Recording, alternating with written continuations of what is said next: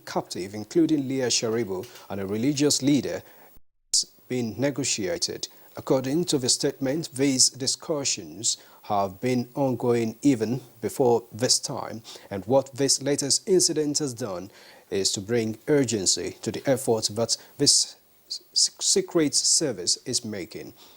Government is making contact in the hope that the captors will see reason not to visit hardship or even harm on these innocent individuals.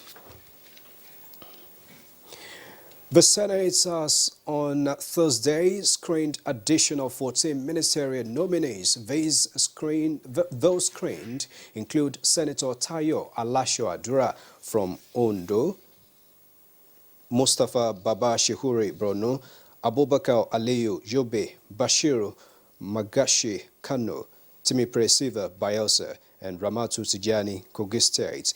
Others include Richard Adeniya Debayo Ekiti, Zubairu Dada Niger, Chris Ingige Anambra, Mohammed Abdullahi Nasarawa, Sunday Dare Oyo, Musa Bello Adamawa, Sadia Umar Farouk from Zamfara, and Zainab Hamid from Kaduna.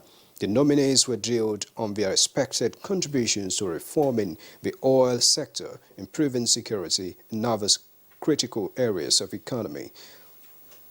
In the Senate has now screened 24 nominees in all.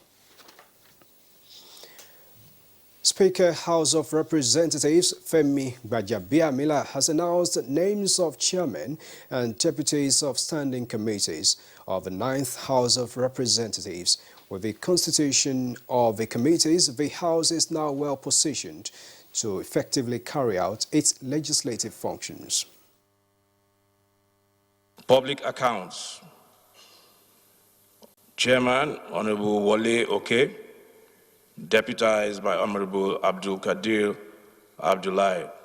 Air Force, Honorable Shehu Koko, to be deputized by Honorable Abbas Adigun. Army, Abdul Razak Namdas, to be deputized by Tajuddin Adefisoye.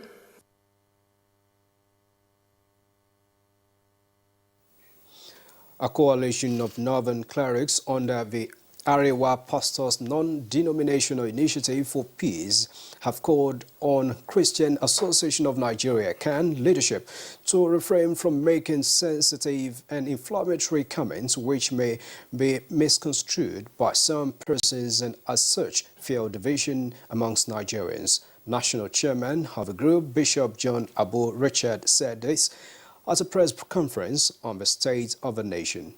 It's not a religion, it's a tribe.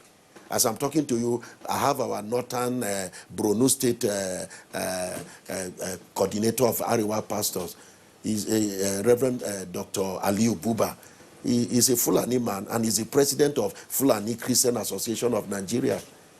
So why trying to now, proscribe a tribe to be Muslim? When there are Christians among Fulani, there are Muslims, so that is why we say we can't keep quiet. We need to sensitize the country and let the country know that. Secretary to the Government of the Federation, Boss Mustafa, says it is time for Nigerians in the diaspora to inject their knowledge, expertise and investments into the search for solution to the nation's development challenges. He was speaking at the 2019 Diaspora Day celebration in Abuja. The Nigerian diaspora, being at the cutting edge of technology and appropriately exposed at the international business community level, are the right connectors to propel this initiative. As Nigerians in the diaspora, you are our #1 ambassadors. As we move on, let us make sure that that green passport becomes the toast of the world, not just the toast of Africa. The Federation Accounts Allocation Committee has distributed a total of 762,597 million naira, including VAT and exchange gains, to the 3 tiers of government as revenue allocation accrued for the month of June. The distributable Statutory revenue for the month of June is 652,949 million naira. This is higher than the over 571 billion received in the month of May by 81 billion naira. Of collection, 7% to Nigeria Customs, 4% to Federal Inland Revenue Service, and 4% to DPR. And there is also a deduction by way of transfer to excess crude account of 35 billion. There is also refund, 2018 refund to the Federal Inland Revenue Service, giving a net statutory allocation or figure of 595 billion 376 million naira. And that's the news for now. We'll bring you more in our subsequent bulletins on NTA. Wait for the discussion of today with Kisley and Kieran after the break. And if you just tuned in, this is Good Morning Nigeria, and we thank you for joining us. Now, let's go business. Federal government implores small business owners to take advantage of the African Continental Free Trade Area Agreement through improved value addition on locally sourced products. Now, let's join our business desk for details of these and other stories. Nigerian micro, small and medium enterprises are ready to harness the benefits of the African Continental Free Trade Agreement entered into by the Nigerian government through improved value addition on locally sourced products. This was disclosed by key players and business regulatory agencies in Abuja during a business engagement and products fair in Abuja to sensitize small business owners on the gains of entrepreneurship and the need to take advantage of the present administration's effort to open up the business environment within the country. We are hoping to expose them. We're hoping to expose them to the world of business beyond home business, beyond office business, beyond actually selling to just friends and family. I have invested time, I have invested resources. I always try to learn new techniques, buy new equipments that will make my work stand out. If you look at it, we cannot individually have a factory. Bringing up small industry, small businesses, enterprises. By the time you put it all together, we are making it a larger event. Items on display were varieties of products from textiles to cosmetics and catering services. And the CBN says it is restricting banks from accessing treasury bills to enable the bank lend to the private sector. CBN Governor Godwin Emefiele, who made this known at the MPC meeting in Abuja, said the restriction is to stimulate growth in the economy. We all must work together as Nigerians to do everything that is possible to grow this economy. And the central bank, in conjunction with the deposit money banks, who are at the monetary side of policy in this country, must be seen to play this role. Next is the closing figures of trades on the floor of the Nigerian Stock Exchange.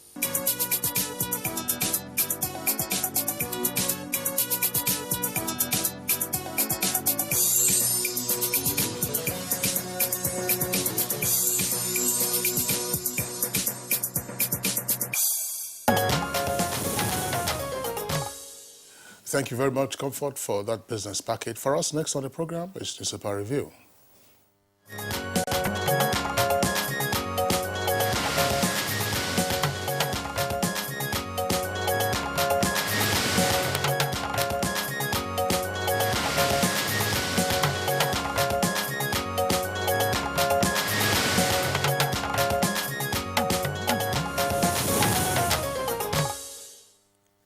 All right, and our newspaper reviewer, Bayo Toyabi, is already here in the studio. Bayo, good morning. Good morning. And welcome to the last edition of Good Morning Nigeria for the week. Thank you. Good morning, Kinsley. Bayo, good morning, Nigeria. Good to see you. Thank you. All right, let's begin with the Punch newspaper. And for us here in the Federal Capital Territory, we'll take a look at the photographs on the front page of the Punch newspaper. The composite photographs there come with the caption, "Roads, schools and houses flooded as rain pounds Federal Capital Territory." Details of that story can be found on page 13. Bayo, of course, you remember we discussed it yesterday, that you were drenched when you were coming to the office. Yes. Like the rest of us. And even after the program, the rains never ceased.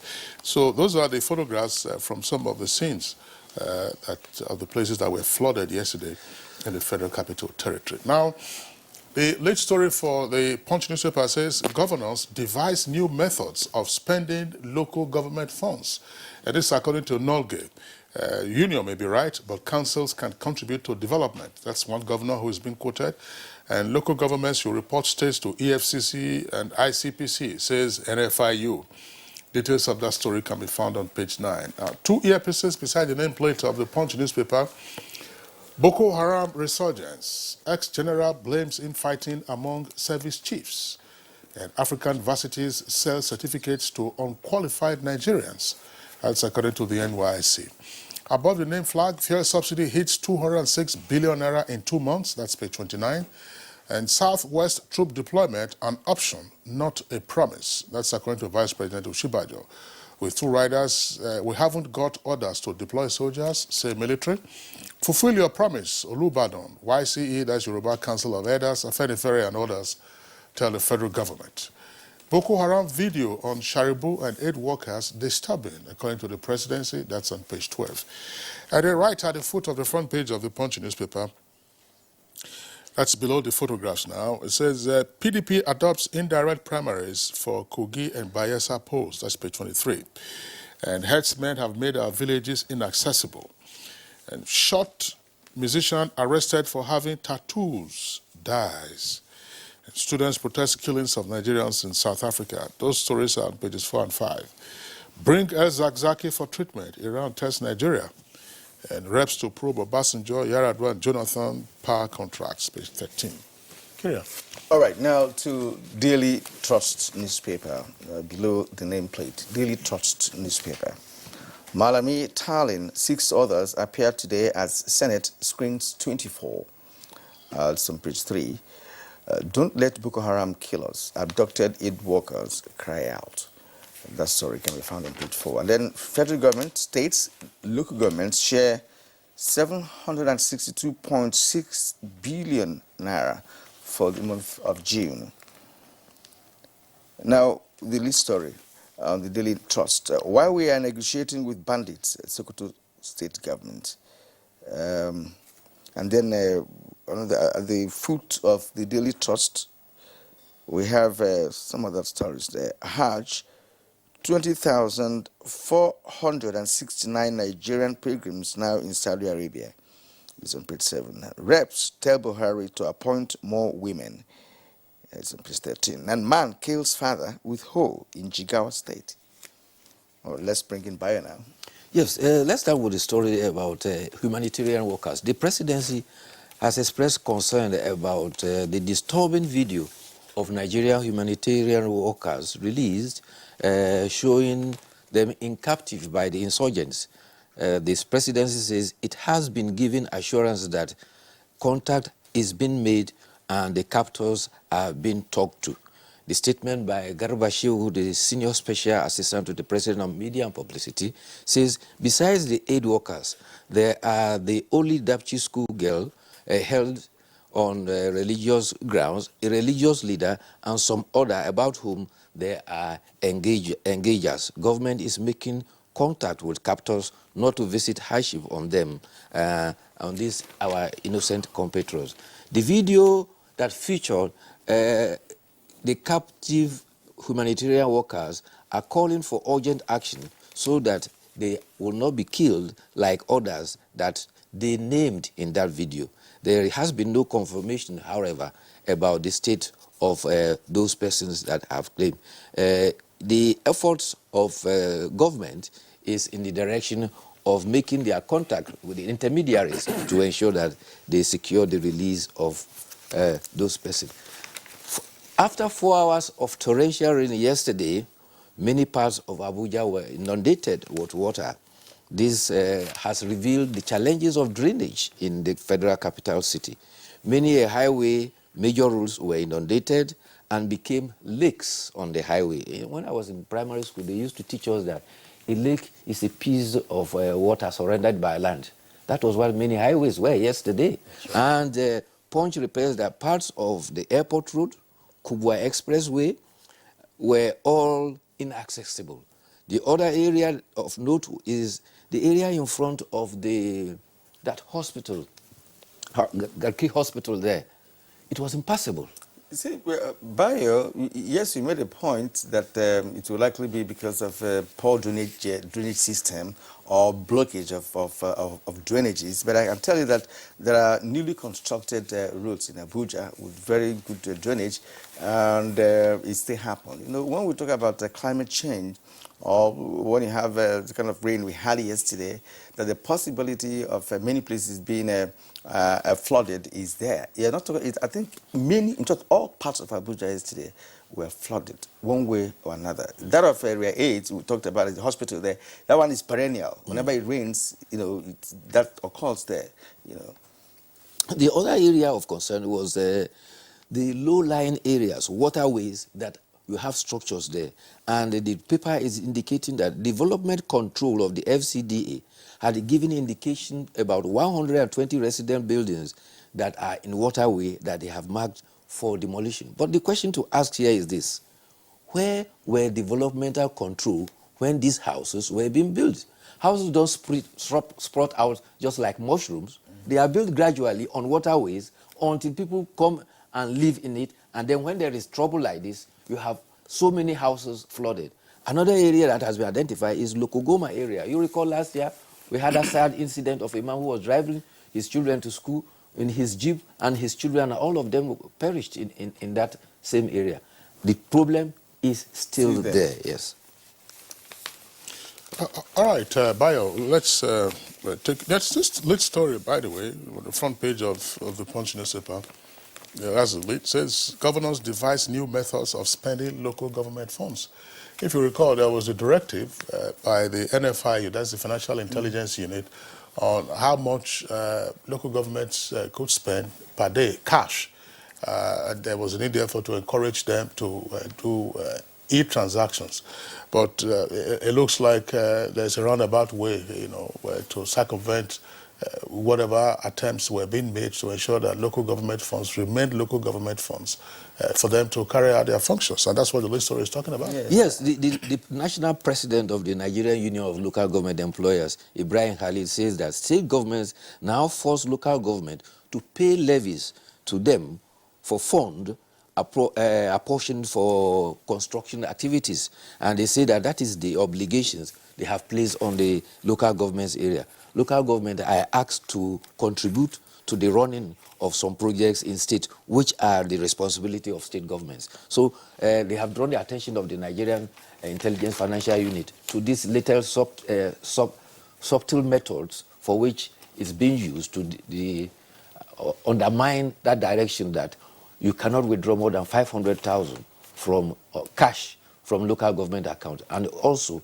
the money must reach the local government account before there will be any other transactions. You know, until the local governments are allowed to play their own role as a tier of government, these things will not stop. And the governors will, even if the financial authority does anything in respect to what has developed at the moment, there must be a way of devising other means of getting that fund. You know, but because of the inability of the key players in our political system, the local government is like a non-existential, you know, in terms of performing their responsibility. So it will persist unless something drastic is done to ensure that that tier of government is recognized and given their status, you know, in the entire political system of the country. Yeah, NFIU is drawing the attention of EFCC and ICPC to this latest method so that at least they can knit it in the board.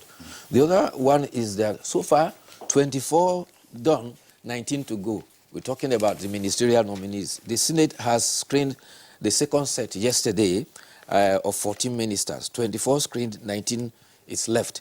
8 of them will be screened today. The Senate, in fact, had to suspend its own rules guiding the sitting so that they can continue at 10 o'clock today and on Monday to continue the screening of the other. But there has been concern expressed about this tradition of take a bow and go.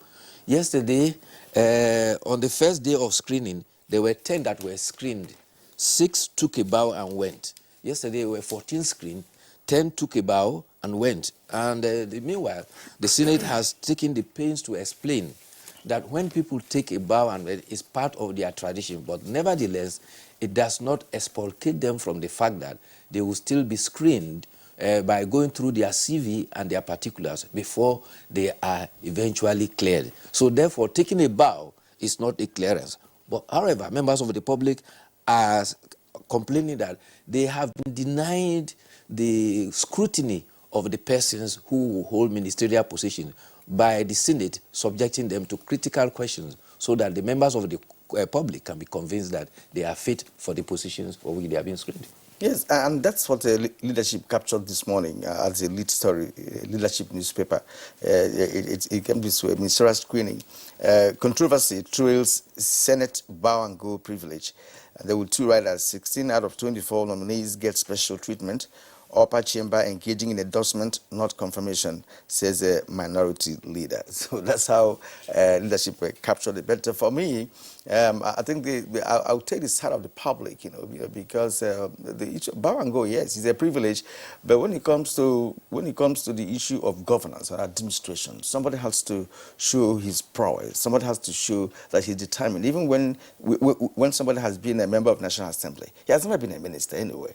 So are you now telling him to bow and go because he was once a member of National Assembly? Has he ever been a minister before? Now, how do you determine his capacity and capability as a nominee to be a good minister just because the person has been in National Assembly? So it is questionable. The other concern too that was also drawn was out of the 469 members of the House of the National Assembly, only 19, that is about 4.1%, are women. This was attention was drawn to this on the floor of the House of Representatives. Consequently, a member of the House of Representatives has drawn the attention of the presidency that when further appointments are to be made for the ministries, departments, and agencies, top priority should be given to women. And if you look at the records, in 2011, we had 16 women ministers. In 2015, we had 6 out of 35. In the current 19, we have 7 that are among the 43 that have been screened. And they are arguing that this is far, far below the 1985 35% affirmative action of Beijing Conference. Well, back to take a bow and go, or bow and go as it is being called. Where Kyriot has made the point, it's a tradition of the Senate in the process of confirmation hearings to say, look, whoever appears before us will be apt not to grill such a nominee. Well, if the basis of the tradition for ministerial screening is the fact that you have been a member, say, of the Senate or of the House of Representatives, that is something that is open to public debate.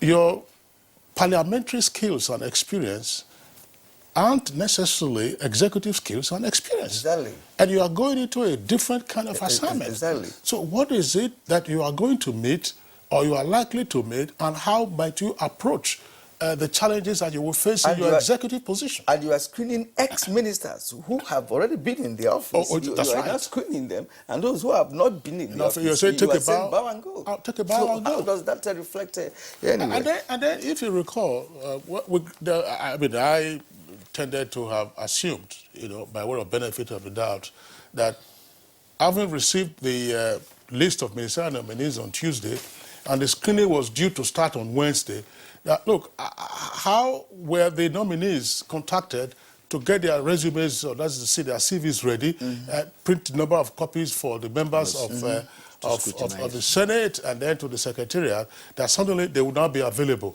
Here we are now hearing that, it doesn't mean that of course, the Senate will have to, again, go over its proceedings of the nomination to say these persons have been cleared. But if you say you have to go over their CV again, when are you then going to invite them to defend issues or speak to matters that may arise from their CVs. Exactly. Shouldn't you have had their resumes, studied those resumes, made your points, and in the plenary, while you are screening them, you raise pertinent questions? Are you going to have a backroom reconsideration of the nominees? It's supposed to be in the public domain. Yeah. And the US that, that we often refer to, is there any presidential nominee for an appointment who is told to take a bow and go?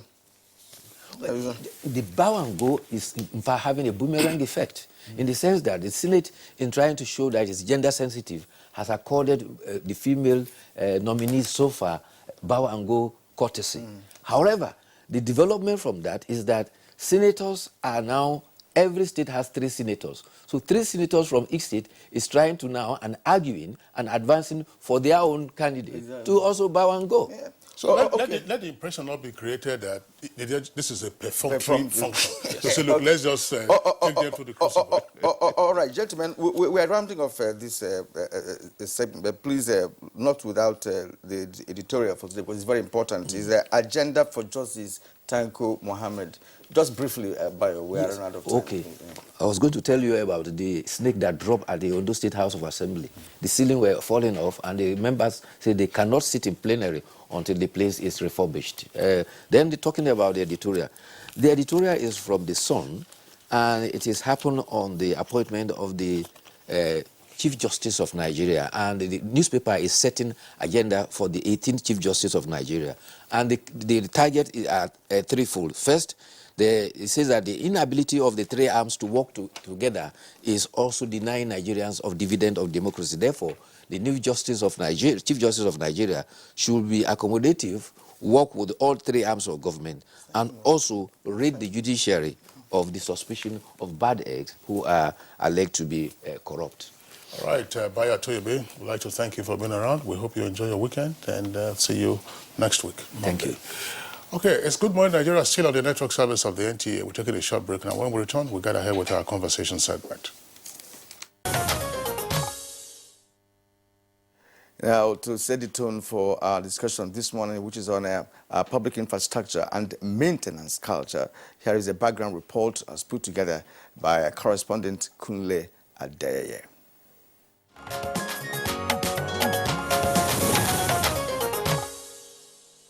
Public infrastructure is dedicated to the public, which is at the expense of government, but the long-time functionality of these infrastructure to an extent depends on the attitude of citizens, and without a strong maintenance culture, efforts at infrastructural development will amount to nothing. The attitude of Nigerians towards public utilities at different times has been called to question. In some public institutions, basic facilities provided are not treasured as they are continually messed up. Though the maintenance of public infrastructure is a shared responsibility of government and direct beneficiaries, which are the people, the indifference of the masses to safeguard and maintain public property sometimes lead to decay and destruction. And over time, the inability of the authorities to subject those found culpable to face the law has not helped matters. On the part of government, it has also been observed that it has not been fully active in maintaining some of the public infrastructure as a result of inadequate funds and sundry reasons. There has been advocacy from different quarters for effective legislation that will instill maintenance culture in the country. Is it possible to change Nigerians' attitude towards public infrastructure? And what is the role of facility managers in promoting the durability of public infrastructure? Guests on Good Morning Nigeria will give their perspectives shortly.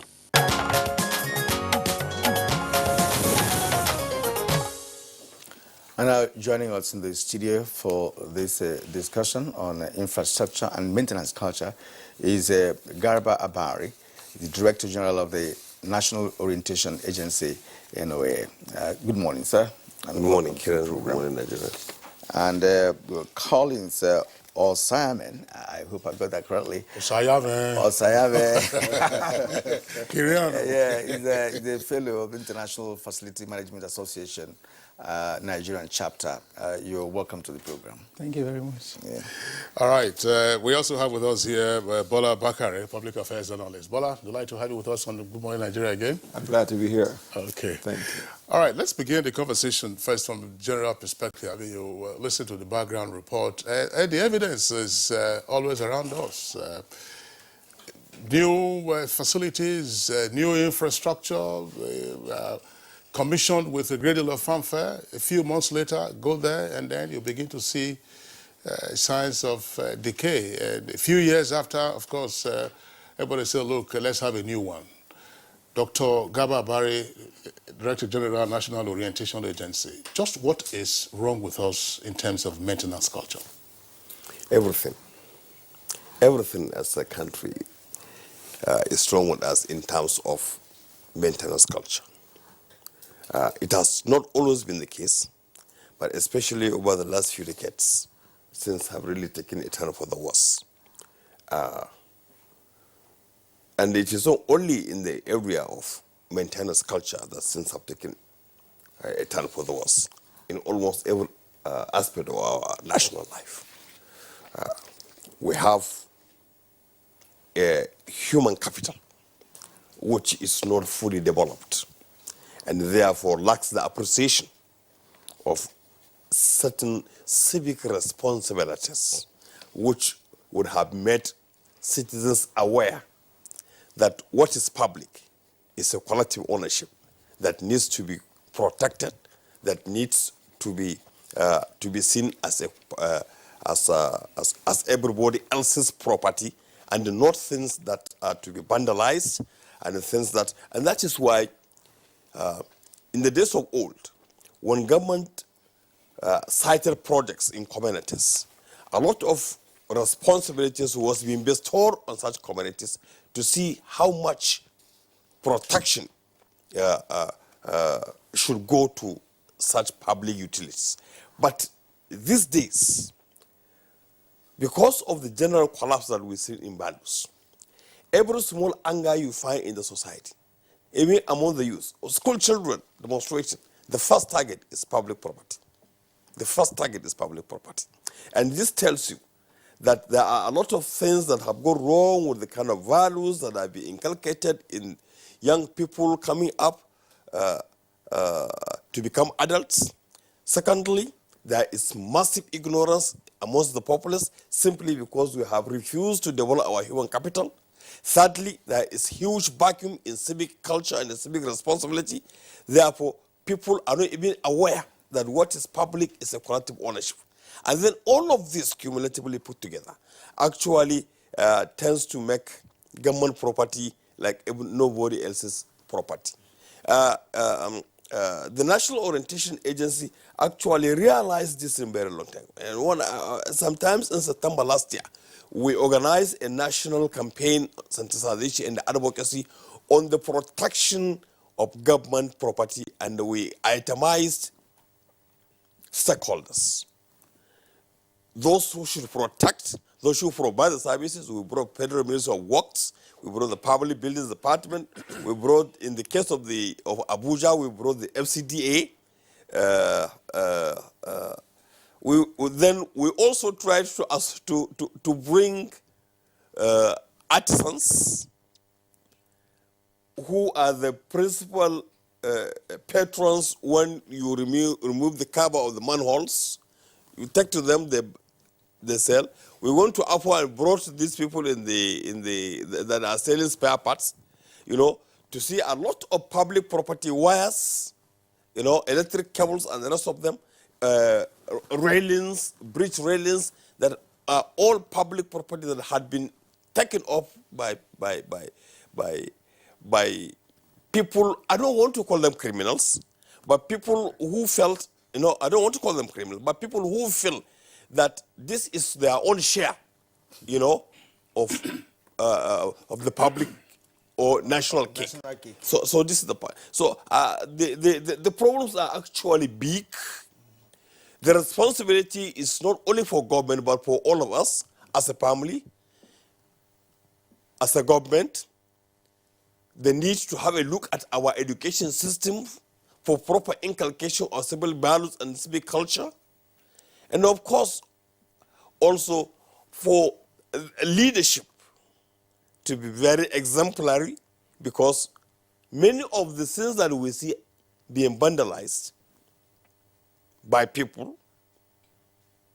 are informed with the wrong notion that what we cannot access lawfully, we can access through unlawful means. All right. Thank you for that opening remarks. And of course, you've made the points very clear. And this problem is so pervasive as it affects hospitals, stadiums, schools, theaters, and what have you. And these are infrastructure that are directly being used by the individuals who turn around to vandalize them. You know, even boreholes in the villages and small communities, electric cables, in the villages. The same villagers who make use of the power supplied by these cables still vandalize them. And that's why I want to bring in Collins to give us his own perspective as to what our attitude to life has become. All right. Thank you very much for having me this morning. As a facility manager, I have a little bit different perspective from what we all in Nigeria say maintenance culture. You know, I was at an event 2 years ago where the former Minister of Works, Housing and Power came, and the title of that event was Maintenance Culture. And his first remark was, Nigerians do not lack maintenance culture. What we lack is maintenance economy. And I'm going to highlight on those things very quickly. I was very excited because that was one of the things that truly bothered me as a professional. Everywhere I go, I hear people say, oh, it's because we lack maintenance culture, that's why we are not able to maintain our facilities. And it's far from the reality, because beyond the fact that we do not have the culture of maintaining our facilities, there are more terrible or more in-depth reasons why we don't truly maintain our facilities. First of all, I think it's pure ignorance from every person that is involved with managing our facilities. Lack of quality education and training of the professionals managing our facilities. Two, the people using our facilities, they don't have what it takes to be able to use these facilities properly to their own benefits. So it's beyond one of the things I always talk about is when you say culture and maintenance, culture is the way we do things here. That's the meaning of culture. And maintenance is being able to keep things going the way they've been designed to operate. So when you use these two terms together, it baffles me. So you are saying we have a culture of not maintaining our facilities. So let's keep on doing it that way.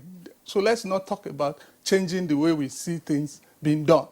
You know, right from when I was in school, I've been hearing this phrase, maintenance culture, lack of maintenance culture. And this is more than 30 years ago, and we're still talking about it till date. And it has not changed anything that we have been seeing around our infrastructure.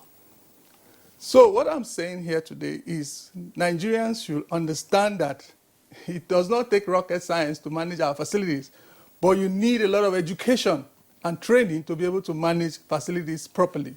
For instance, I give you an example. The new airport that was recently commissioned by the federal government. I traveled 3 weeks ago out of this country. We used the hangars to get out of the lounge, go into the plane. But on Monday when I was returning back, they told us the fingers are not working, the stretcher that goes into the door of the plane to get us out. We had to use ladder to come down from the airplane. So has that anything to do with the fact that Nigerians don't have culture of maintenance? No, because some people who are supposed to be responsive to that making sure that particular equipment work was found wanting, and that system broke. So we believe that ignorance, lack of understanding of how to manage our facility is the biggest challenge we have. There is so much that we need to put in place to be able to manage our facility in terms of training people to understand how to manage our facilities. For instance, people think facility management is just a thing. They don't see it as a profession that you need to study and understand how it works. If you want to be a doctor, you go to university and you do housemanship, you are qualified to become a doctor. But anybody can be called upon to manage our facilities. We don't give it any attention whatsoever. And how is that going to help us manage our facilities? Okay, Mr. Collins, Sayame, we will return to you, but just clarify one point before we bring in Bola Bakare. Yeah. You tried to disagree with the phrase lack of maintenance culture, and instead you pitched with what you said Fashola gave as our challenge being maintenance economics. Yes. What does that mean? Yeah, you know, there is so much to be made, or so much funds to be made out of maintaining our facilities if we are able to truly harness this industry properly. He gave an example. He said, when you go to Europe or America, any other developed world, you see cars passing the road. He said, out of every 10 cars that you see on the road, at least 3, 4, or 5 are service vehicles. But when you come to Nigeria, you see 10 cars pass the road. All 10 cars are luxury vehicles because that industry does not exist. Those service cars are either electrical companies, plumbing companies, roofing companies, and the like. And you see them with their equipment stuck at the back of the truck. But here we don't have anything like that because we don't care about how our facilities look like. And these people are able to generate a lot of resources in the economy because they are being very active. If we are able to harness this industry properly, we will employ a lot of people that are jobless today. We have a lot of engineers. They don't have anything doing. But if they are encouraged to start these small-scale industries by setting up these service companies to do some things or manage some aspect of our facilities, these people will be gainfully employed and they will add to the economy. And the environment will be better for it. Okay, Yes. thank you very much. Of course, Kiri, I'm sure that we will have the opportunity, if not on this program, maybe subsequently, to drill into maintenance economics. I think that there are issues of Naira and Kobo involved, budgeting and so on and so forth, and then how the money is spent, you know, once it is appropriated and who accounts for it. But Bola Bakare, what is your general take on, well, we call it lack of maintenance culture, and we'll stick with that in the meantime, that the evidence is so rich, large in our country? Thank you, my brothers. As we go on a regular basis, we try as much as possible to make the average Nigerian understand where we're coming from and where we're going.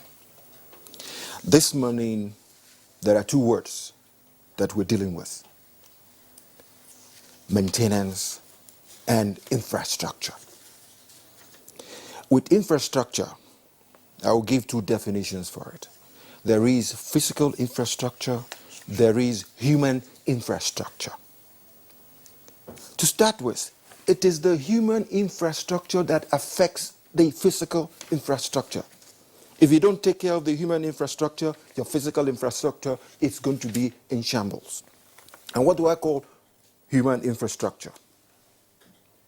Education, health, nutrition. Little wonder one of my brothers some time ago was saying stomach infrastructure, the average Nigerian was laughing at him. It was a straight-laced answer, a straight-laced language that has in-depth meaning. If you don't take care of the human factor, all other infrastructure will go to waste. That is why, if we look at where we are coming from, we need to look at where we are coming from before we determine where we are going. And that is why the human factor comes in. It's very easy. You can come up with a contract. We're going to put up this road today. We're going to put up this bridge today. We are going to build that house tomorrow. How do you go about that? It is the human factor that affects it. Take, for instance, we did a survey over the years because I believe what is wrong with us is systemic failure. Take, for instance, a case of NEPA during the days of ECN. When Nigeria was just 55 to 60 million, all we had was Kanji Dam.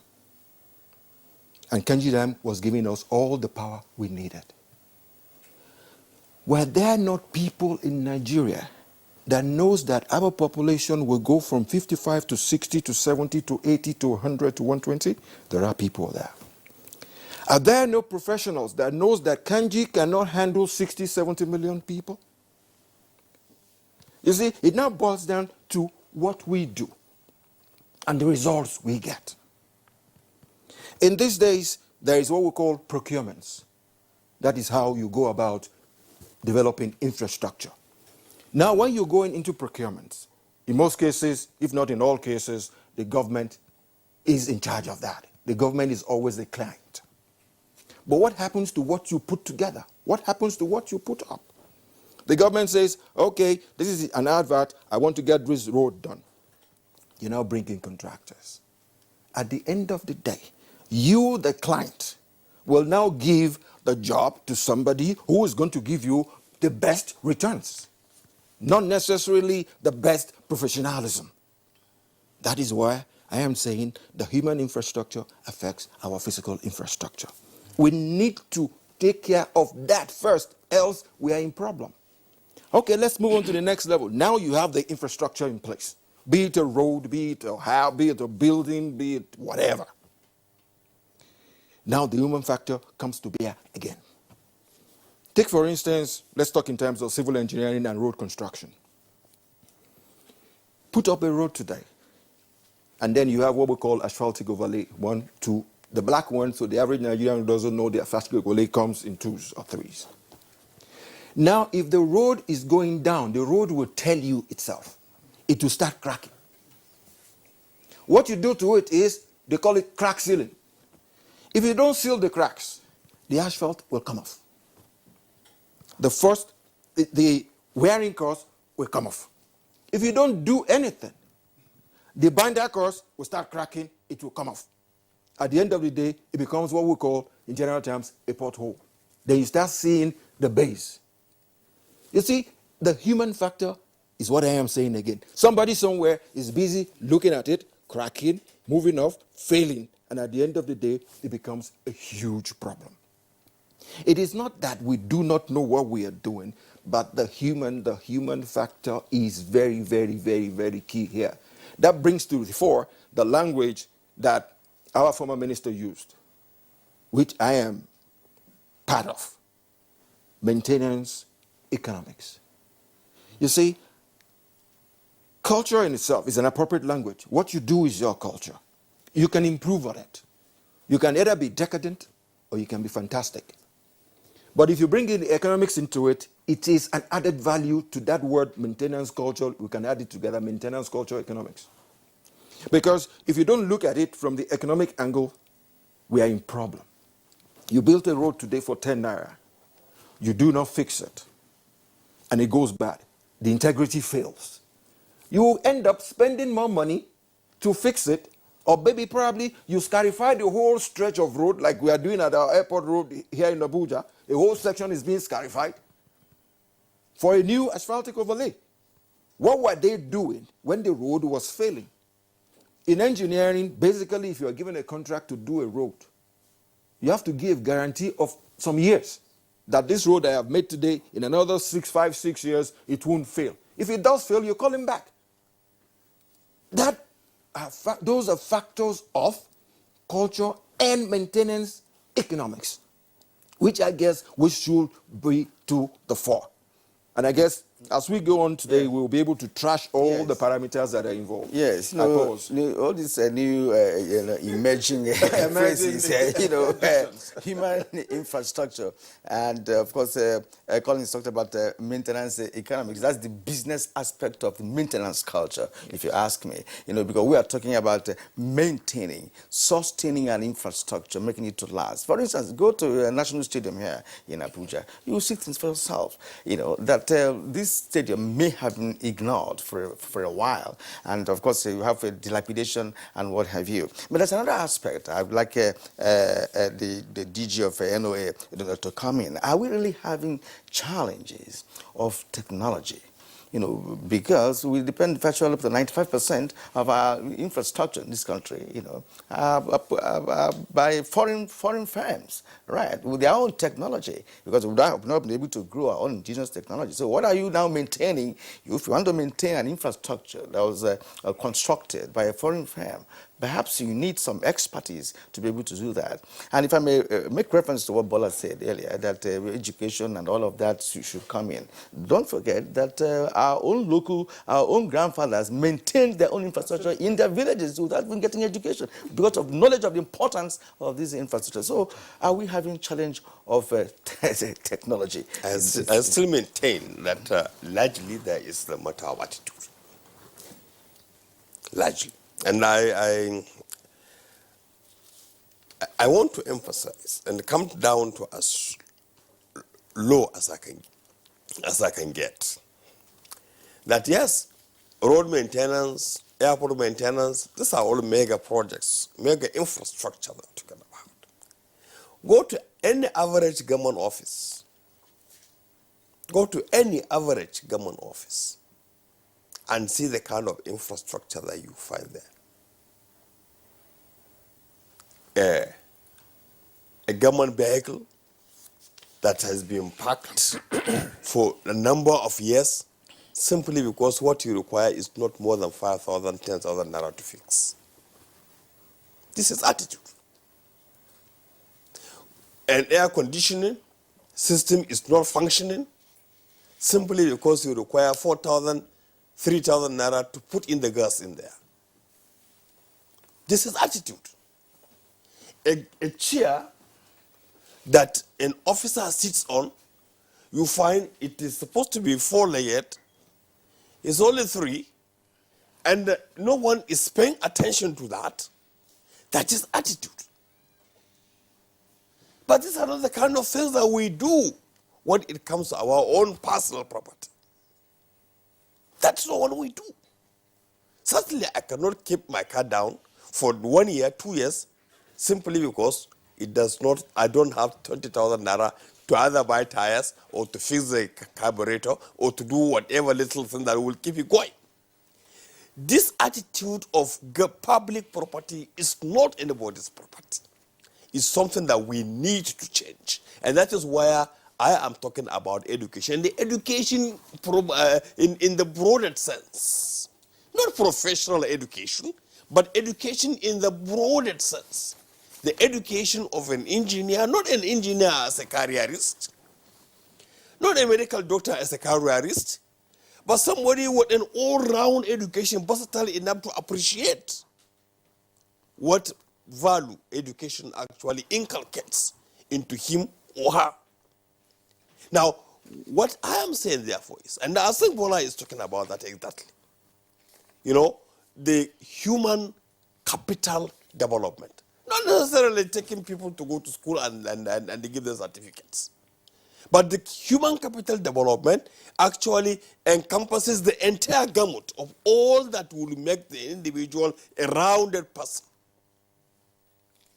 So from whatever perspective you look at it, I still insist, and I am with you, the team of the NTA, that we have a problem of maintenance culture in this country. The fundamental basis of which is based on our attitude to based on the kind of leadership, and the leadership not necessarily the president, the senate, no, leadership at every individual in which at every level in which individuals find themselves, whether a headmaster in the school, whether the manager in the NTA station, whether the director general in the public office, whether the head of public works, everybody has to, and of course, don't forget, perhaps in your, I was trying to see in your background check, whether you have also added the issue of the amount of money that comes out from the public funds year in, year out for maintenance, which actually does not go into that.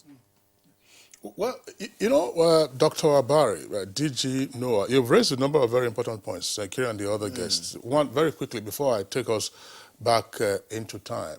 You said, in terms of attitude, an air conditioning system isn't working, or a chair that normally should have 4 legs has 3, and the officer is sitting on it, the chair is not maintained, the AC is not maintained.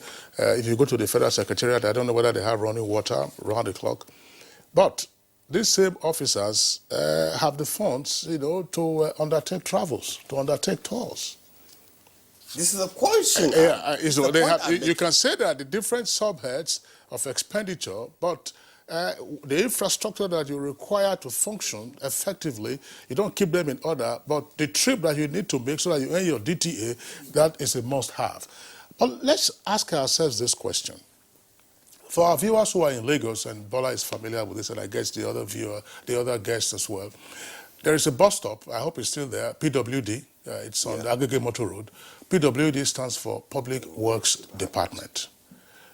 Growing up, we're all sufficiently old enough here, we knew how public infrastructure were maintained throughout the country. Even in the villages, you had the road menders, so-called road menders. Yes. The roads, the untarred roads, you know, we call them earth roads. Earth roads, yes, unpaved, whatever, but they were maintained.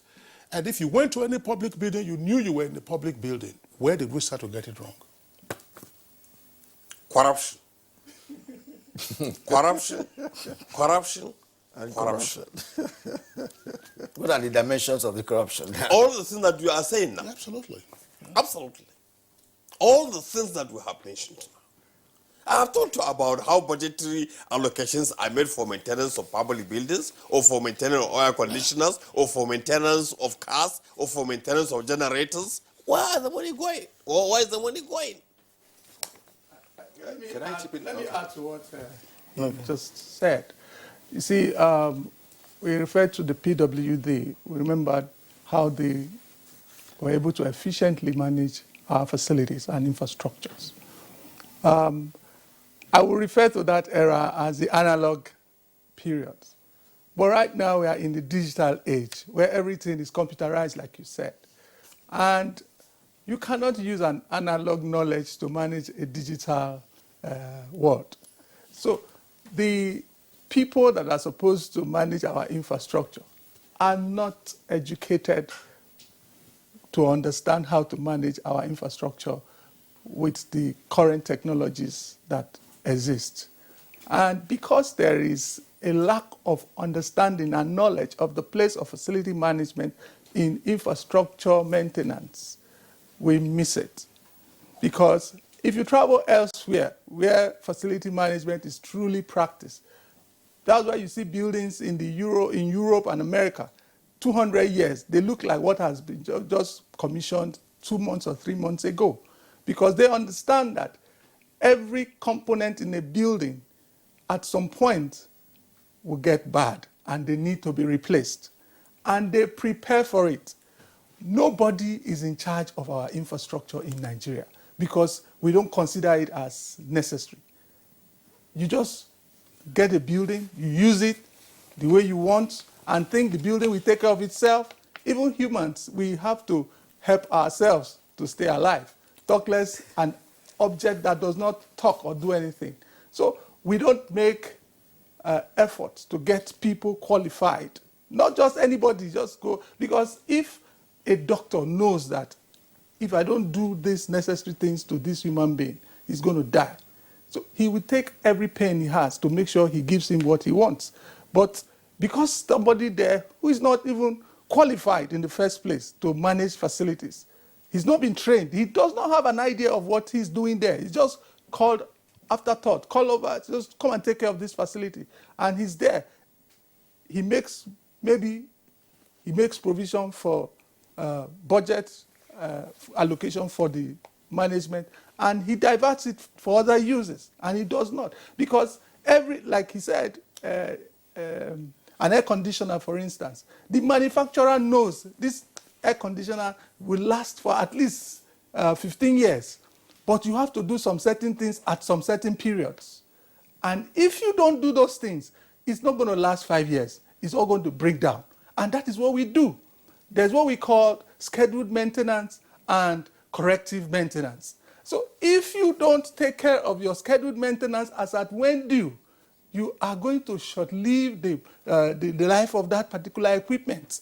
And when we say we lack maintenance culture, that's where I also think I differ a bit, because we don't just throw away the generator or whatever when it gets bad. We are also used to corrective maintenance. We do correction until it fails. For instance, let me give you a typical example. Maybe that will give us an idea of when we talk about maintenance. In Nigeria, when you buy a generator, you run it until one day when you get to that place when you want to turn on the generator, it refuses to come on. That is when you realize that it needs attention. But that generator needed attention long before that time, just like your car. At every 5,000 kilometers, depending on what the manufacturer has specified, the oil you use, you go and service it. You change the oil, you change the filters, you change those basic stuff that needs to be replaced. After you do that, you run it again for another 5,000 hours. However, in maintaining our infrastructure, when we have generators, we run it, and the manufacturer say after 200 hours, change the oil, change the filter, change the belt, or all the areas that needs to be changed. We don't do those things because nobody is there to look at the manuals to know how to manage this generator. We run it until one day we go there, we want to turn it on, it's not coming on. You say, oh, it has failed. I need somebody to come and fix it. Then the person comes and tells you, oh, the crankshaft has broken because you forgot to replace the oil, just the simple oil that would have cost you less than 5,000 naira. It's going to cost you maybe 100,000 that you didn't prepare for. Then you start running up and down. So after some time, you just leave the generator and say, oh, we don't need generator again. Let's start using NEPA the way it comes. Anytime we have power, we go ahead and do it. So these are our basic, but people are trained. See, sorry, I'm not pausing, so you made very valid points, from your view. You see, I'm just thinking that even this issue of non-maintenance, has even caught up with some landlords. When they build, have a structure where they have tenants, they don't go maintaining those structures. You need to go and beg a landlord to go and maintain his own property. But because he is not living there and you are paying for that, if you want to live under a leaked ceiling, it's your business. So you find people changing doors in their houses, which is not their own personal houses. Yeah. It happens. But let me tell you where I came from, where I brought in the issue of technology in this. Because irrespective of how we look at this, every other infrastructure is technology driven. Absolutely. And for you to maintain those infrastructure, you have to be enlightened or have knowledge of the technology that you use to keep them afloat. Yes. For instance, in PRODA is one of the oldest federal government agencies in science and technology. Actually, in the early 70s, they brought about the first prototype car in Nigeria. If you go to PRODA presently, you will discover that they're still using equipment they brought in there 40 years ago. And because the staff of the agency were almost running out of, in fact, you don't have anything to work with, it's as if you come to work and you'll be looking on it. So they had to be forced to maintain those facilities. You'll be amazed to see the kind of maintenance culture that goes on in PRODA for them to be able to sustain those equipment bought 40 years ago that have not been able to be replaced. Right, so it's a matter of attitude, as he pointed out, and I want to bring in Bola again here with respect to the human infrastructure you mentioned earlier on. You could expatiate on that for us to see how it has a link with the poor attitude of maintenance in the system. Thank you once again, my brother. I'll reiterate this. The element of the human infrastructure is highly pertinent. Doctor here used another word for it, the human attitude. I will use another word for it, the human will to get things done. It is, to me, it is secondary that you have a PhD in whatever. If the will to get something done or anything done is not there, the certificate, to me, for all I care, is irrelevant. And that is the bane of what we are talking about here in Nigeria. The doctor used the language, he said, corruption first, corruption second, corruption third. Corruption is not a physical thing, it's a human thing. It is the human factor that brings in the corruption. It is the human factor that lacks the willpower to get anything done. So that is where we have to make sure that we rejig ourselves. And how do we do that? Thank God we've had 20 years of democracy. And within those 20 years, I will use one language, we've been fumbling, we've been wobbling, but at the same time, we've been moving forward. Because I believe our democracy is work in progress. And then we are improving as we go. And we are learning as we go. The thing is, now that we've brought in the human factor that determines all other factors, how do we sustain the human with the funding, with the attitude, and the will to get us that maintenance, culture, and economics? We need to sit back and look at ourselves. That brings in the factor of governance. If there is no governance, you cannot do anything. And for God's sake, in a democracy, if there is no politics, there is no governance. Little wonder, politics and governance, they go pari passu. Now we look at it from this angle that here is a leadership, here is a followership. Is the followership misleading the leadership? Is the leadership shortchanging the followership? But let us look at it holistically and think positive in what we do. I would like to run inferences because in life we run inferences. Let's say we've been coming for 60 years thereabout. Honestly, we started out good. We went down a little bit, and then I guess as we speak, we are on the threshold of moving back on an even keel. From our own angle, which Kinsley knows, in our own network, truth matters. And in most cases, truth doesn't have a side. Today it might be on your side, tomorrow it might be on my side. Let us look at what we have on ground, because whatever we say here, our primary factor is Nigeria per se. How does what we are saying here affect us as a person? How does the government we have in place? There is nothing we are going to say without factoring in the government we have on hand. What have they done to us? How do we advise them? Because we are not ministers.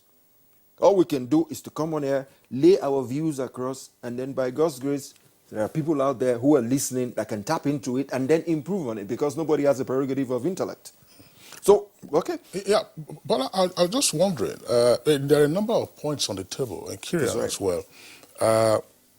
You know, just by way of example again, so that Nigerians perhaps can have a better appreciation of this. We saw what happened during the administration of President Olusegun Obasanjo, when he came up with the monetization policy, coupled with the sale of federal government houses. Here in Abuja and of course in other locations, including Lagos in particular, that the cost of maintaining those public buildings, as they were at that time, was enormous on the public purse. So owner-occupier had the right of first refusal.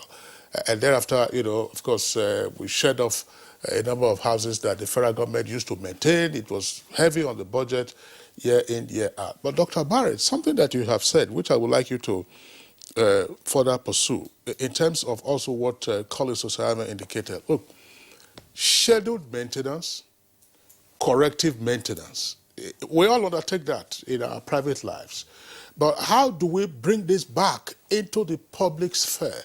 Because it was always there with us in the past, you know, before corruption set in and then ate up virtually the right aptitudes. So that, and then educate Nigerians on the hazards, if you like, or the dangers of what we have already described as displaced aggression. People are protesting, you want to destroy government property, or the sense of entitlement. You know, you steal cables, you steal all kinds of aluminum railings and so on and so forth. How do we bring this attitude that we have in our private lives with regard to our scheduled maintenance into the public sphere where we are working and where all of us are beneficiaries from the availability of the particular infrastructure? Thank you very much. It still comes down again to the issue of education, and especially awareness about civic responsibility. Civic responsibility is key, which unfortunately is lacking in all of our public spaces, in most of our educational system now. In fact, it's not only lacking, it's so completely there. So one is to first and foremost begin a massive national awareness campaign to make sure people appreciate the fact that there is actually something that is called equality ownership, which benefits each and everybody when it is properly maintained. Be it a village borehole, be it a bridge railing, be it a manhole. You didn't mention the floods that we saw in Abuja yesterday. It was mainly because most of the drains, the covers for the drains had been removed, and all manner of debris had been put into the drains, and this is actually impacting, and it has now impacted everybody. So that's one. Two, there must be probity in the way and manner in which public resources are applied. Because when we say there is scheduled maintenance, there are budgetary allocations for scheduled maintenance. So when scheduled maintenance are not undertaken, people who should be responsible for this must be held to account. Yes. People who are responsible for this must be held to account. And where there are infractions, appropriate sanctions be applied. No, but like in everything in our public sphere, things have now gone to a point where infractions, no matter how serious in the public space, are just allowed to go unsanctioned, as if we are operating in a country that has no laws. Of course there are laws, but laws are of no effect when you cannot apply them where they are needed to be applied. Now, scheduled maintenance, what do you call the other maintenance? Corrective maintenance. There are also usually budgetary allocations for this. But take our budgetary cycle every year in, year out. Every ministry buys new computers. Yeah. Every year. Computers, toners, scanners, television sets, year in, watch year GoodMorning out. Nigeria. you begin to wonder. I have a personal laptop that I have used for nearly 5 years now. But year in, year out, I still find my procurement office department coming in with lists of new computers. What happens to the computers? So my brother, this country actually is a very big mess when it comes to application and the management of public resources. And let me stay with you, Dr. Barry. You mentioned something very pertinent here, and it's a poor value inculcation, passing from one generation to another. If you can recall, in 1985 or thereabout, when we had the current president as a military head of state, that we had war against indiscipline. Because what we're talking about is also part of Nigerians being not being disciplined, right? And now today we queue up at bus stops, in banks, and other public places. That was how queue came into our lexicon in this country in the 80s, during why. Right, so people are now queuing up. Then, we were young growing up, we never knew even the spelling of queue. Then, what we know is the other queue, queue d'etat. But this time around, we now discover that. So what am I trying to say is that that aspect has been passed on from generation to generation. Till date, we're still queuing up. and he came from. So, in terms of sensitization, which you rightly mentioned, what do you intend to do? Because you are handling a portfolio that has a lot to do with sensitizing Nigerians to begin to think. It was changing their attitude, which you have been hammering on for a while now. You are very, very correct. In fact, the National Orientation Agency, to me, is perhaps the most important agency of government in terms of what, if all its mandate, are to be actualized. It has its own realities within which it operates, and unfortunately, and it's not part of the discussion for the public domain.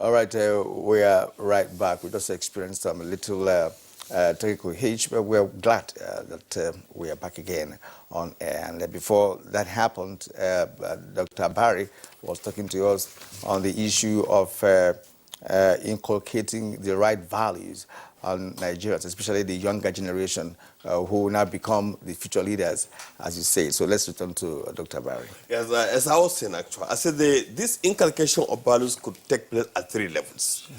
At the level of the family, which is the foundational level for the character formation and the molding of the child, the discipline of the child. And in the days of all that you are making reference to, the discipline and the moral rectitude of the child was as much that of the family as it was of the entire society or community. Then the school system. The school system actually had values that were being inculcated.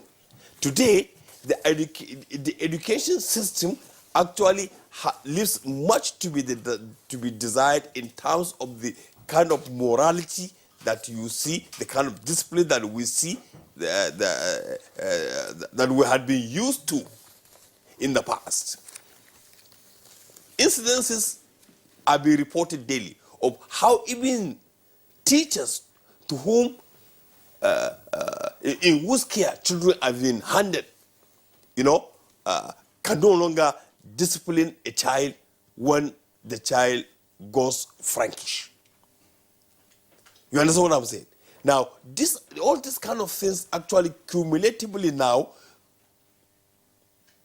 lead us to the production of a crop of young men and women with no history of where we are coming from, and therefore do not even understand most of the responsibility that should come onto them as citizens. All right, Dr. Abari, thank you very much. And of course, it's a very interesting conversation that we're having this morning, and we have a torrent of tweets that have come in from our viewers. Kirian, let's go through the tweets now, and then continue with our guests. Law Alpha C has this tweet. Nigeria cannot be said to be infrastructural deficit, but for the fact that our maintenance culture is zero, and little or nothing was done by previous administrations to address it. All right, now from Dele Jack Solomon, inadequate fund provision, a lack of efficient maintenance department, and poor quality manpower required to embark on repairs of public infrastructure in Nigeria have contributed to the decay of assets, social overheads, and infrastructure. A need for maintenance should be cultivated. Now, Nsima, splendid. We have one of the worst maintenance cultures in this part of the world. Now, once it is commissioned, that is the end. Citizens see public infrastructure as government responsibility alone. The National Orientation Agency should carry out adequate sensitization on this. And from Mike Anyako, our maintenance culture, to say the least, is very poor. I even say zero. But that's why pipe-borne water we used to have disappeared in many states. Nigeria always is moribund. Our refineries in comatose. Still, we talk of unemployment, security, etc. Right? Strong leadership will definitely change this story, because many of the fundamental issues militating against these infrastructure border on corruption. All right, this is from Titus Mondenok. Maintenance culture in this country is virtually zero because our mentality towards maintaining infrastructural facilities lacks sincerity and oftentimes characterized by corruption with inefficient supervisory models and oversight to checkmate inadequacies and performance. And from Usman Banikantu, since inception, Nigerians lacked the orientation to assume ownership and imbibe maintenance culture and sustainability of public infrastructure. So until and unless public infrastructure is seen as community assets, then people can see and value public infrastructure. Now, Festus Akimboyewa tweets, the poor state of our transport, energy, waste management, water, schools, hospitals, and other infrastructure makes it obvious that we lack maintenance culture. Governments at all levels must work with the private sector to inspect our existing infrastructure and maintain them. All right, from Sani Michael Omakoji. While we lament and complain of deficit infrastructure, it is also disheartening that our maintenance culture is poor. The road that the lifespan is meant to be 15 years, we will use it for 30 years plus in this country without maintenance. And that's why we have bad roads all around. Now, Kathy Holmes. In this country, public infrastructure is nobody's business, and to cap it, our maintenance culture is zero. The reason we are backward as a country because we don't maintain the infrastructure that we have, which is one of the differences between rich and poor nations. All right, Fonahami Idris. Enforcement of law and order is a major factor aside ignorance. A reckless driver will hit an electricity pole and his insurance company would not pay. Someone will remove the bridge handrail to make a spoon and nothing happens. That's right. You can see that that's led to a change in construction of railings on bridges. It's now concrete rather than the aluminum that we used to have in the past. They're just taking them one after the other. This is coming from Abundant Jacob. The difference between maintenance economy and maintenance culture is understanding the application. A viable economy has a culture that sustains it. One cannot be substituted for the other, but once both are combined, the result will be impressive. All right, from Danladi Ndaiebo, the reason for the poor maintenance of public infrastructure is seen as belonging to everybody and to nobody. Such facilities are usually neglected a few months after commissioning. The contractors have got the money and government officials their kickbacks. Chris Simeon tweets, Chris Simeon, that's on the next page, says some of our public infrastructure do not stand the test of time due to the poor attitude of those who are supposed to maintain them. Now, Seidu Bello, the DG NOAA has captured my thoughts. We pay no attention to government properties that require less to repair. Our patriotism to this nation is lacking. May God save us. Now, this is coming again from Abanda Jacob. I agree with Mr. Bola that infrastructure is both human and physical. True that when human infrastructure is underdeveloped, no matter the status of physical infrastructure put in place, it will be virtually useless. The unfolding of our human infrastructure is our bane. Kira, there is a point I would like colleagues to clarify again, and this has to do with scheduled maintenance, corrective maintenance. The DG NOAA, considering his own orientation, that's to say his current job description, has talked about values and values and values. But can we reduce this into managerial capacities or lack thereof? Are we looking at management failure, supervisory failure? When it talks about leadership, if there is a supervisor in charge of the studio where we are, and the supervisor doesn't do his or her work, we'll have challenges. No doubt about that. So is it managerial failure or supervisory failure? And in particular, when we are looking at all of this, we have seen a change in recent years. Again, that's probably has to do with procurement.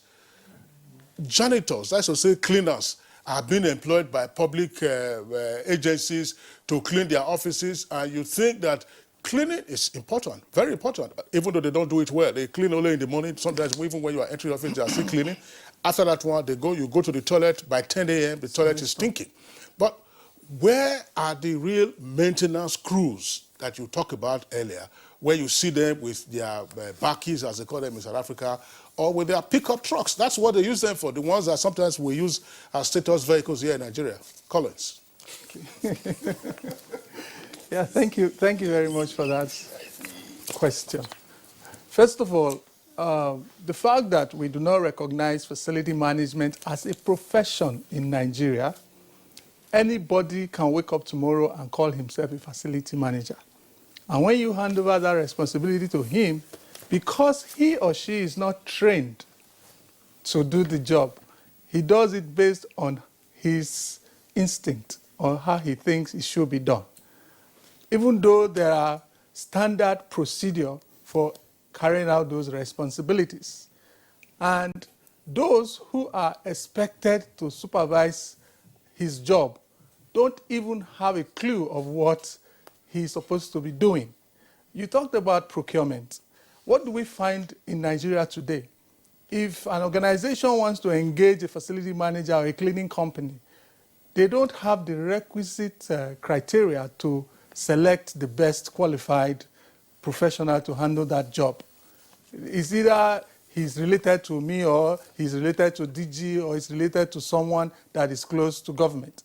And you ignore those that are supposed to be qualified, or those that are competent, that have gone through the training to be able to implement those assignments properly and achieve value for money to that organization. So, and they come in and do it based on their abilities, which is next to zero because they don't have the required knowledge to implement these assignments. So basically, we must look at how we engage those that we hand over these responsibilities to, because there are set guidelines and standard procedure for engaging professionals. Let me ask you this. Are you advocating the inclusion of facility management in our school curriculum? Absolutely. We recently, in the 8th Assembly, tried to pass a bill to recognize facility management as a profession. It went through Senate to up to 3rd reading, but unfortunately the House of Reps could not concur. So that's why we don't have a law right now to establish facility management as a profession. Has the pursuit been paused for now? Yeah, for now. The 9th Assembly is just being constituted, but we hope to start all over again. But one of the things I will want to quickly mention to you is engineers, they build all the time, but they don't maintain. Architects, they design all the time, but they don't maintain. Facility managers maintain all the time. They are trained to maintain or manage the facility, but they don't design or build. But that profession does not exist in Nigeria as we speak. Are facility managers professionals that could take care of those technology-driven infrastructure? Absolutely. They are. It's just like in the medical world, the gynecologist make sure the woman, when pregnant, she's taken care of, and after delivery, then the pediatrics doctor take care of the baby going forward. So the engineers, architects, they put the buildings together and everything is set. They are trained to make sure that everything is followed in terms of construction and production. After which, the facility manager ensure that the building stays like that for the remainder of the life of that infrastructure. But unfortunately, the profession does not exist in Nigeria. So when we talk about maintaining the facility, people that are currently managing our facilities are not trained to be able to manage them. There is two ways, or there are two ways we are looking at maintenance today. We are looking at the users of the facility and those who are supposed to take care of the facilities, who are supposed to be the facility managers. Now, we are putting all the blame on the users that have less than 10% of what should make a building function the way it's been designed to function. Actually, if a facility manager is in charge of managing a public facility, his job is to ensure that the people that use that facility enjoy the use of that facility. But if it's not available, who takes care of that responsibility? It becomes an afterthought. Oh, we need to make sure that the generator is being maintained. Okay, you go and do it. And he has not been trained. So all he looks at is, oh, money is coming to do this job. So he doesn't understand why he should be doing some certain things at some certain times. So he rather diverts it to the one he thinks is more important for him. What you're still referring to, Collins, in answering Kieran's question, is managerial. Yes. To say assignment of responsibilities and ensuring that there is monitoring and control. Yes. At the end of the day, the facility manager doesn't have to be an engineer, no. but he will recruit an engineer to fix an electrical problem, yes. or to fix a plumbing problem, yes. or to fix a structural problem. Correct. We're having a lot of infrastructure coming up now, and there must be concern, for instance, as to whether we'll have the right orientation to maintain our rail tracks, for instance, to maintain the roads, the highways that, you know, are being constructed all over the country, yes. And so on and so forth. I was just wondering, in terms of reorientation for all of this, Bola Bakari, before the DG Noah takes over, sometimes you have this, what some refer to it as showmanship. A governor or a local government chairman or some supervisor goes to a secretariat of the state or wherever at 7:30 or 8 o'clock, and those workers who are not around, the gates are locked against them and they are said to lose their pay for that day. Might spot checks also help? I mean, I would be delighted, for instance, if, well, that's not necessarily his responsibility, just by way of an example. A big man goes, I say, I want to see your washroom. Yes. I want to see your washroom at 12 noon or at 1 p.m. And you find some of these diseases that you could find all over the place just because all these toilets are poorly maintained. So, what might help in terms of reorientation of management? It's a managerial responsibility. That's right, Kingsley. It brings us back to the element of human infrastructure. Yeah. It is highly important, and I still maintain a factor of leadership, followership, which you just said now, managerial against the underlings. But there are instances where even at the top, there is a deficit of human management. Let me cite you one instance because I've been keeping this to myself, but when a life is lost, I get very, very agitated.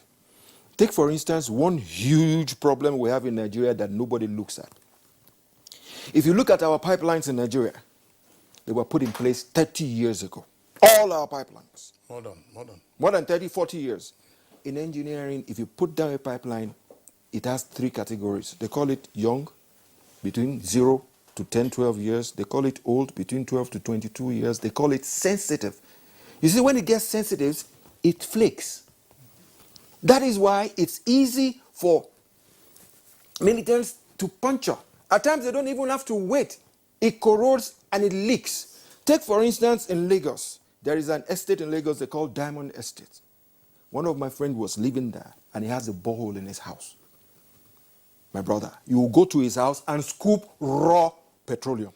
Petrol, raw. Put it in your car will work, raw. That was the same area that we had this conflagration some few days back. And they said, oh, they are this, they are that.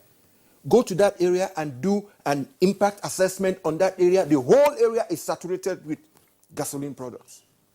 So I am still saying, even the militants, we call militants, we say they break pipes, they do this. It's because the pipes are at the sensitive stage. Which brings about what you said earlier, the upper echelon of management. What are they doing? You are now saying the upper echelon of management can easily say, I want to see your washroom today. The upper echelon management in some other spheres of governance will be able to say, I want to go and see where I oversee. That's right. And then so that I can get the right brief, not just somebody briefing me. I will get the right brief and know how to approach the situation on ground. So basically, the leadership, followership, the managerial underling, there are factors of human infrastructure which we should not forget, and which is a factor where the government of the day plays a huge role. Yeah. Not just the government alone. When the government is in place, people like Dr. Obari now takes over to say, okay, this is my purview. The government in place gives him he has his own mandate. But unfortunately, like he is saying, there are instances where he cannot operate due to some what have you along the line. But that managerial underling situation, it's been done in this case. It's been handed to Dr. Obari here, so to speak. And then what about the enabling environment for him to get the work done. Is the problem his or is the problem of the leadership? If it's the problem of leadership, let us approach the leadership. If it's his problem, let us approach him. And if it's the problem of those he sends on the street, let us approach that. So Kingsley, my brother, and everybody here seated, our number one factor is we need to approach the human infrastructure first and foremost. I think Dr. Barry will come in here, and I'd like to amplify what he just mentioned, the insensitivity of government or leaders. Now, not just at national level, but at subnational level as well, because some of these infrastructure are scattered all over the country, especially federal government, built infrastructure. So, taking over from Bola, in the sense of the insensitivity of government or anybody who is at a leadership position in whatever strata. Yeah, I think I concur 100% with all the issues he had itemized as one of the problems. But at the same time, also, I would want to add that public service is a very weighty responsibility, which must not be allowed actually to every Dick, Tom, and Harry. Now, when you have leaders that only get to positions of responsibility for the fun of it, or just for purposes of self-serving, then that sense of responsibility and the accountability to the public tends to be lacking. And there is therefore a total disconnect between a leader who does not even understand the weight of public service, and then how this lack of this appreciation and knowledge of the weight of the responsibility he carries, how this robs, on the general good. So at the end of the day, it is the larger society that actually is under the short end of the stick. In all of this, there is a general responsibility for all and sundry to sit up. For all and sundry to sit up. And the problems are big. I have already spoken about these issues of values, which must begin from the family. Unfortunately, many parents these days are no longer parenting. We have to look at it from the school, our education system, which actually is only good now at developing careerists and not some total and holistic educated individuals. We have to look at it from individual perspective, the responsibility of the individual to self and to the family and to neighbor. All of these are very important. Look at some of these values are even since of the things that you see, are reflecting even in our own social conduct. What should be our common patrimony is allowed to collapse or go down. Kirian, at the end of the day, buys a small generator. Tomorrow, he tells Kingsley, I better pass my neighbor. You can see the competition that is even happening among neighbors. If he buys 5 kVA, I will go and buy 6.5 kVA. So this is, you can see how the values actually have now sunk. That's right. I'm bringing this actually to the lowest of the people out there can appreciate. That's right. That's right. I'm just wondering, the gentleman, Kirian, were already pressed for time. I'm just wondering, in addition to value reorientation and the various points that our guests have also articulated, let's say in the public domain, maintenance of public infrastructure, for which you have yearly budgetary allocations.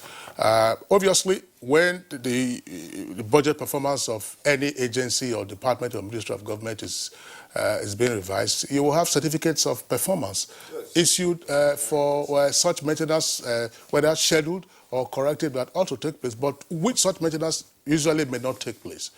Is it possible to say, look, get the ICPC or the EFCC to go to any one or two or few agencies and take a look at their books with regard to what was budgeted for scheduled or corrective maintenance, and let's evaluate what was done or what wasn't done. They don't have to wait for a petition before they go after whoever may have gone wrong. Paula?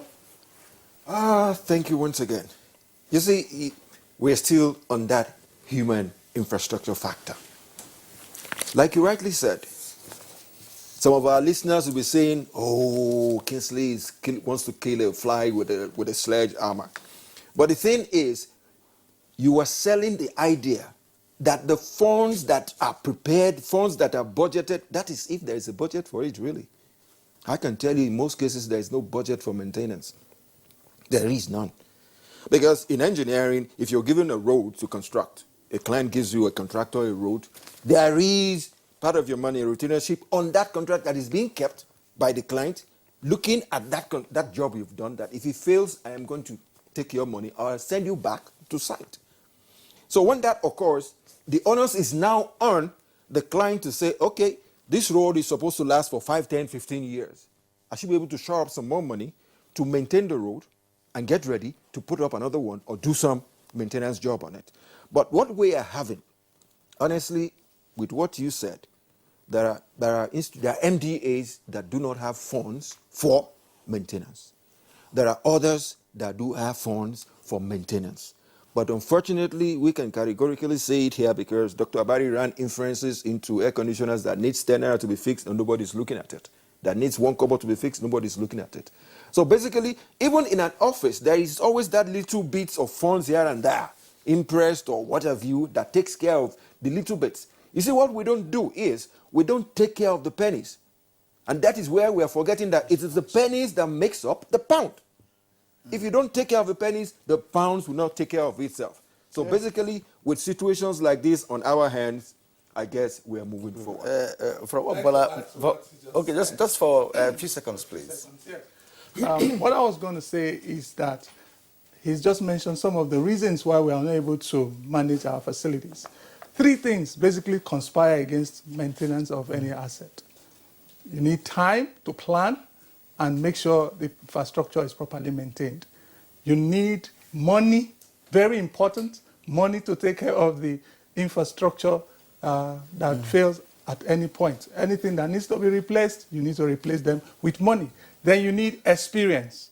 That experience is what you have done in the past. You are able to use it to compare. It's okay, colleagues, I would like to thank you. We've just made very pertinent points in today's edition of Good Morning Nigeria. From Bola, he said we don't have some budget for maintenance, but for procurement. Yes. And Dr. Barry said that, look, you've been using a computer for 5 years. Somebody wants to change computers and what have you. So at this point, I'd like to appreciate all of you for being part of our show this morning. Dr. Abari, Garba Abari, is the DG of the National Orientation Agency. Thank you immensely for coming here. And Collins Osayavin.